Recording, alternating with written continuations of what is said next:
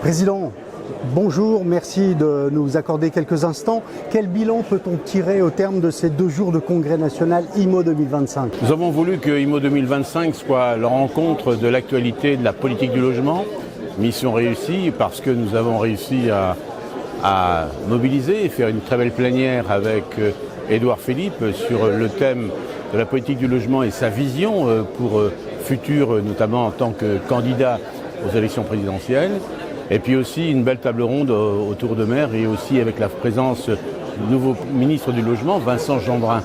Donc je crois des débats de qualité, des débats qui ont permis d'avancer, de mettre en évidence les difficultés de la mise en œuvre de la politique du logement et dans une période, je dirais, où il n'y a pas de majorité pour la France, une majorité parlementaire qui n'est pas réunie, qui doit faire des compromis, et des compromis qui peuvent s'avérer contraires à l'intérêt des Français pour leur parcours résidentiel et pour répondre aux problématiques du pays en matière de logement.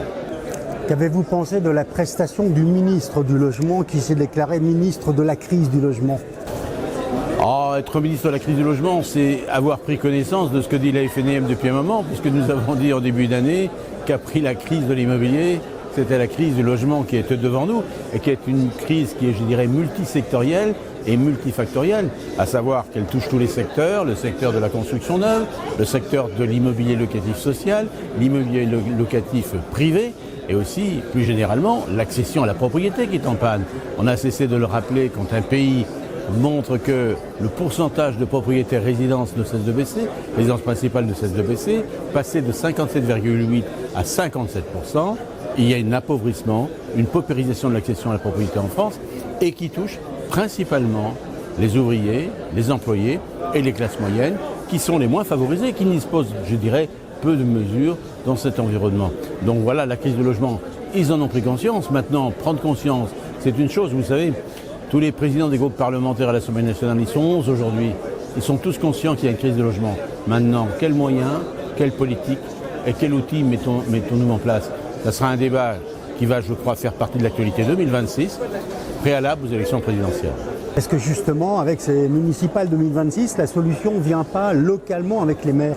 Oui, la solution, mais les maires ont toujours eu le pouvoir d'intervenir sur la politique locale de l'habitat. Ils ont tous les outils pour le faire, mais simplement, c'est un pouvoir qui est contraint par un environnement réglementaire qui est extrêmement contraignant.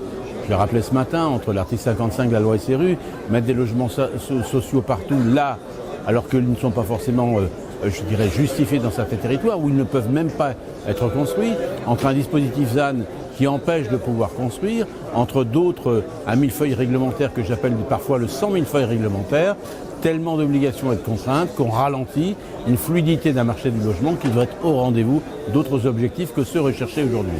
Pour terminer, Président, on va rappeler l'importance de l'amicale, de la FNAIM et le rôle de l'accompagnement également de la cellule Agir.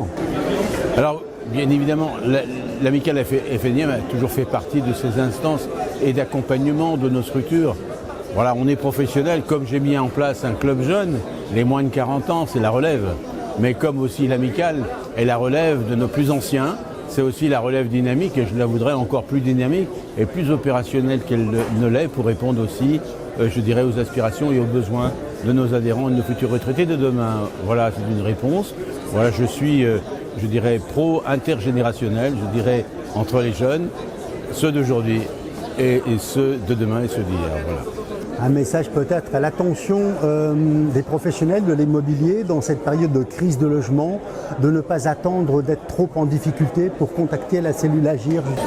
Ben oui, parce qu'on a créé la cellule Agir justement compte tenu que nous savons pertinemment bien, beaucoup de nos confrères ont des difficultés dans un marché qui est difficile, certes, qui va mieux, qui reprend des couleurs, mais ils ont besoin d'aide et on a mis un fonds justement d'aide, d'investissement et qu'ils n'hésitent pas à nous contacter la FNIM, la cellule Agir pour leur venir en aide sur des préoccupations et notamment des problèmes financiers pour étaler ou les aider en tout ou partie de la créance ou de leurs difficultés, notamment sur le plan de leur cotisation. Pour conclure, Président, comment voyez-vous l'avenir de la crise du logement sur 2026 ? Moi, je suis confiant, je suis un syndical et toujours engagé, je vois l'avenir avec beaucoup d'enthousiasme et toujours avec autant de combativité. Je crois que la capacité de la FNIM, elle croît en fonction des difficultés à vaincre.